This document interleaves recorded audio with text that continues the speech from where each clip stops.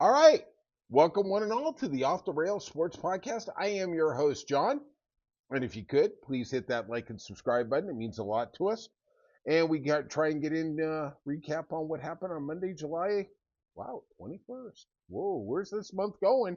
Oh, before you know it, summer's going to be over. Ugh. But the good part will be we're in football season. Ooh, football, football. Teams are coming into training camp this week. I believe the Bengals are going to be there Wednesday. Uh, the Cowboys are starting to arrive in Thousand Oaks. I saw some things on Sports Center about that. And let us get into the world of sports for beautiful Monday. The DC mayor says that he is only concerned with the RFK deal. Basically, at the end of 2024, the Biden administration gave Washington, D.C. the ability to control the land, which was federal land, to build a stadium in D.C. for the Washington Commanders. President Trump weighed in because he's trying to deflect from issues that now the Commanders need to go back to their old name of the Redskins. Now, the Redskins have been named that for, I believe, 5, 6 years. A lot of racial stereotypes with that. Trump also said he wished that the Cleveland Guardians would become the Cleveland Indians again. One of the executives from the Cleveland Guardians said that no, we are not going to go back to that name. Currently, in the world of sports, the Braves are the only professional team. You also have Florida State Seminoles, who have an Indian moniker in their nickname. Personally, if the Redskins win, the Commanders win, whatever, it doesn't matter about the nickname. It's all about winning. And Washington's had especially under the Daniel Snyder regime, they had about 15, 20-year run. I mean, they had a lot of sexual harassment. I mean, everything bad that could happen would. The Commanders was trying to give them a rebirth, and also there is a lot of negative racial stereotypes that go along with that. It'd be like saying, you know, the rednecks, or I'm not even going to get into the racial things because believe me, in 10 years, when I'm the biggest podcaster in the world, these will come back to haunt me. So I'm not going to say anything about it now, but we will see if Trump is going to exact that price of bringing back that old nickname because that's what he wants. All right, talking about the Cowboys, Micah Parsons, their star in slash linebacker, made the foolish move of deciding to attend camp. And I really do not understand this. If you go to camp and you do a hold in because you want to save the $100,000, he's on the rookie contract. They can waive the fines. He is looking at $45 million. If you come into camp and they put a number, let's just say 38 million, and you're like, no, I'm not going to sign. When you're in camp, you don't have any leverage. You have no leverage. They can literally start docking you big money. If you don't ever come to camp, you have until the 10th week to still get a year of service time. Once you're in there, man, they've got draconian things they can wedge on him. And I don't understand for the life of me. I'm sure he has talented agents. Why is he walking into camp? I do not understand that for the life of me. Why would you do that and take away all your leverage? It's just, it doesn't make any sense. Uh, and I've seen Albert Breer, I've seen Mike Florio. I really in the football universe, Peter King was the GOAT. Mike Florio is right there. He's the baby GOAT. He is an honest, straight shooter. They haven't been able to corrupt him. Thank God he's got FU money now.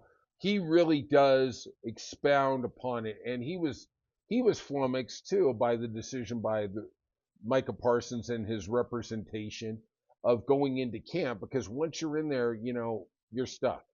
You can't leave. That's exactly what happened to Chase last year with the Bengals. Once you get into camp, it's very hard to leave. You cannot leave. They can start really putting fines on your head. Talking about the Bengals, let's talk about the Bengals president talking about the foolishness of Shamar Stewart being still unsigned. It's the last first round pick who has not signed. He is slotted into making $18 million, but he is disputing the language in the contract that the Bengals, for the first time with a first round pick, are trying to insert if he does anything detrimental to football or to the team, that his contract can be voided. Now, the president of the Bengals came out and said that, hey, I'm not going to pay a guy to be sitting in jail. Well, yeah, but we don't know what conduct detrimental to the team is. And if I'm the player, the ultimate arbiter ends up being Roger Goodell. That's the guy.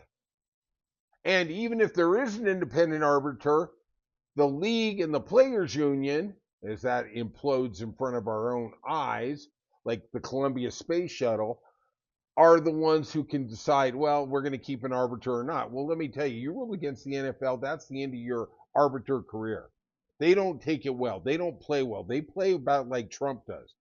We are bringing the knuckles out, and if you rule against us, sorry, that's going to be the end of that. If I was Shamar Stewart, I would figure out a way to get back to college, because you're going to make more money in college than you probably are in the pros. Just saying. Also, I got a baseball note. This is kind of really, really bloody funny. That we got Rich Hill. Rich Hill, I love Rich Hill. He's a Red Sox. He's played for, this is his 14th team. He re-signed today, and I remember he left the Red Sox and he went to the Dodgers, and they gave him a 3-year, $50 million deal.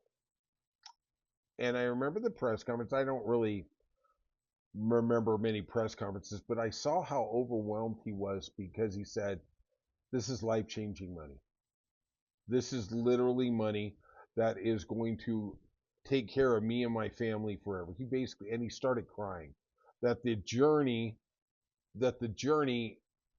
had finally paid off.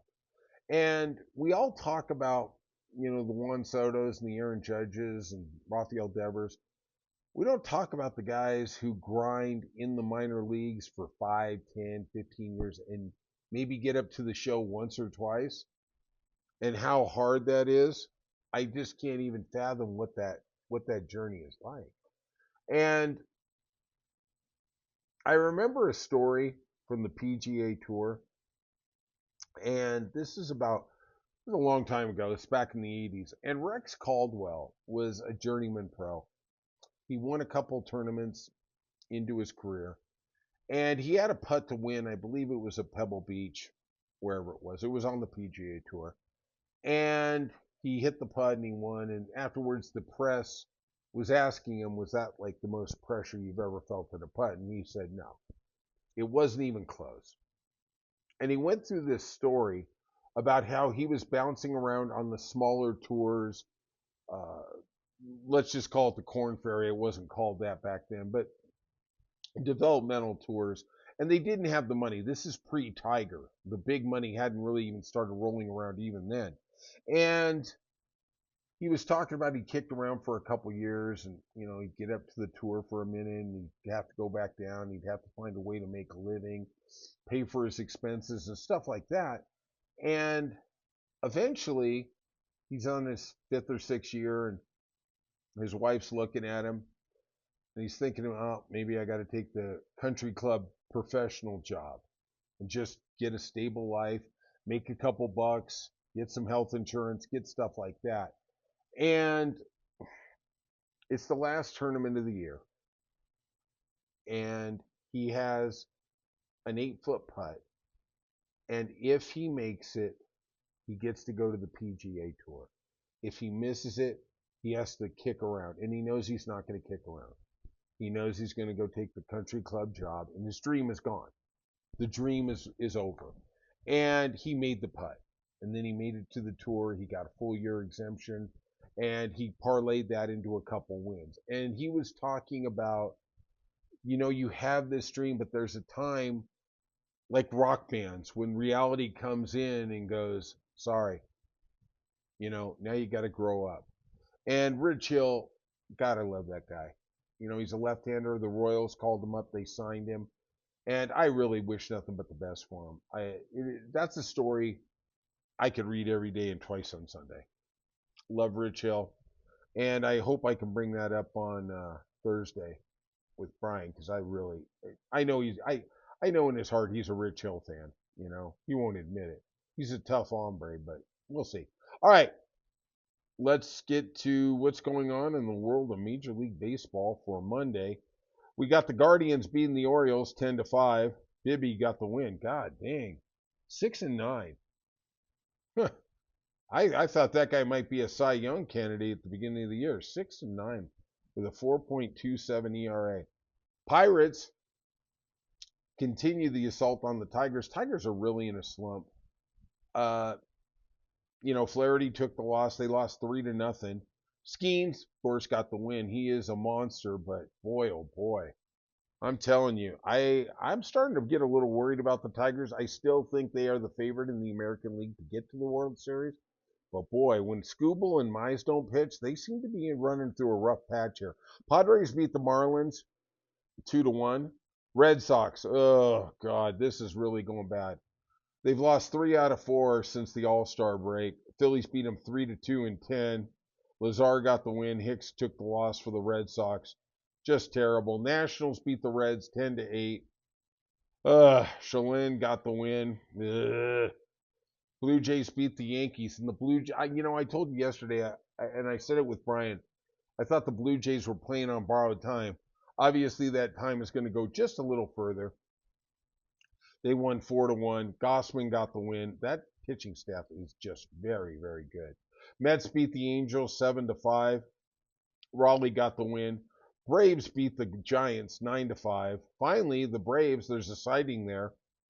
White Sox beat the Rays 8-3. Gilbert gets your win for the White Sox. He's actually been very good this year. He's 4-1, 3.1 ERA. The Royals beat the Cubs 12-4. Wow, Cameron got the win. 4-4 with a 2.6 ERA. He has really pitched well. He just hasn't got the results. 4-4. But that 2.6 ERA, he's actually been a really solid starter. Rangers continue playing some really good baseball. Beat the Athletics 7-2. Leiter gets the win.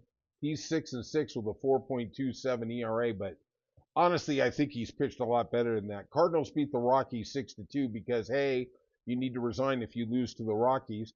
Astros beat the Diamondbacks 6-3. Gordon gets the win, 4-2. God bless. And the Brewers beat the Mariners 6-0. Wow, look at that. Woodruff, 2-0, 1.5 ERA. Gosh dang.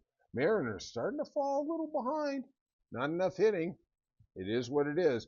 All right, if you could, please hit that like and subscribe button. It means a lot to us. And hey, feel free, leave some comments. We're all good here. We're all adults, right? We're good here. All right, that's all from this. What is it? I think we're off the rails sports podcast.